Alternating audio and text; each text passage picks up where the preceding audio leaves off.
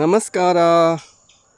ನಿಮಗೆ ನಾನಿವತ್ತು ಒಂದು ಮಾವಿನಕಾಯಿಯ ತಳಿಯ ಬಗ್ಗೆ ಪರಿಚಯ ಮಾಡಿಕೊಡ್ತಾ ಇದ್ದೀನಿ. ನೋಡಿ, ಇಲ್ಲಿ ಕಾಣಿಸ್ತಾ ಇರುವಂಥದ್ದು ಕೊಡಗಿನ ದೇಸಿ ತಳಿ ಅಂದರೆ ತಪ್ಪಾಗಲಿಕ್ಕಿಲ್ಲ ಅನಿಸುತ್ತೆ. ಯಾಕಂದರೆ ಇದು ಇಲ್ಲಿ ತನ್ನಿಂದ ತಾನೇ ಬೀಜದಿಂದ ಗಿಡ ಹುಟ್ಟಿ ತೋಟದ ಮಧ್ಯದಲ್ಲಿ ಹಾಗೆ ಬೆಳೀತಾ ಇರುತ್ತೆ. ಬಹಳ ವರ್ಷಗಳಿಂದ ನಾನು ನೋಡ್ಕೊಂಡು ಬಂದಂತಹ ಇದಕ್ಕೆ ಇಲ್ಲಿ ಕೊಡವ ಭಾಷೆಯಲ್ಲಿ ಗೋಮಾಂಗೆ ಅಂತ ಹೇಳ್ತಾರೆ. ಮಾಂಗೆ ಅಂದರೆ ಮಾವಿನ ಹಣ್ಣು, ಒಟ್ಟಾರೆಯಾಗಿ ಗೋಮಾಂಗೆ ಅಂತ ಹೇಳ್ತಾರೆ. ಆ್ಯಂಡ್ ಕನ್ನಡದಲ್ಲಿ ನಾವು ಇದಕ್ಕೆ ಗೋಮಾವಿನಕಾಯಿ ಅಥವಾ ಗೋಮಾವಿನ ಹಣ್ಣು ಅಂತ ಹೇಳ್ತೀವಿ.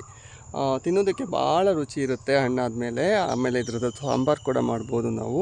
ಜೊತೆಗೆ ಈ ಕಾಯಿಯಿಂದ ಉಪ್ಪಿನಕಾಯಿ ಕೂಡ ಮಾಡ್ತೀವಿ. ಇದರ ವಿಶೇಷತೆ ಏನಂದರೆ ಎಲ್ಲ ಮಾವಿನ ಹಣ್ಣಿನ ರೀತಿಯ ಸುವಾಸನೆ ಇದರಲ್ಲಿ ಇರೋದಿಲ್ಲ. ಇದೊಂದು ವಿಶಿಷ್ಟವಾದ ಸುವಾಸನೆ ಇರುವಂಥದ್ದು. ನಾವು ಚಿಕ್ಕದಲ್ಲಿರುವಾಗ ಉಪ್ಪೆಲ್ಲ ಹಾಕ್ಕೊಂಡು ತಿಂತಾ ಇದ್ದು ನೆನಪಾಗುತ್ತೆ. ನೋಡಿ, ಇದು ಸಣ್ಣ ಗಿಡದಲ್ಲಿ ಆಗಿರುವಂಥದ್ದು. ಒಂದು 2 ವರ್ಷದಿಂದ ಕಾಯಿ ಬಿಡ್ತಾ ಇದೆ, ಕೈಗೆ ಸಿಗ್ತಾ ಇದೆ. ಮತ್ತೊಂದು ವಿಡಿಯೋದಲ್ಲಿ ಸಿಗ್ತೀನಿ. ಅಲ್ಲಿವರೆಗೆ ಬಾಯ್.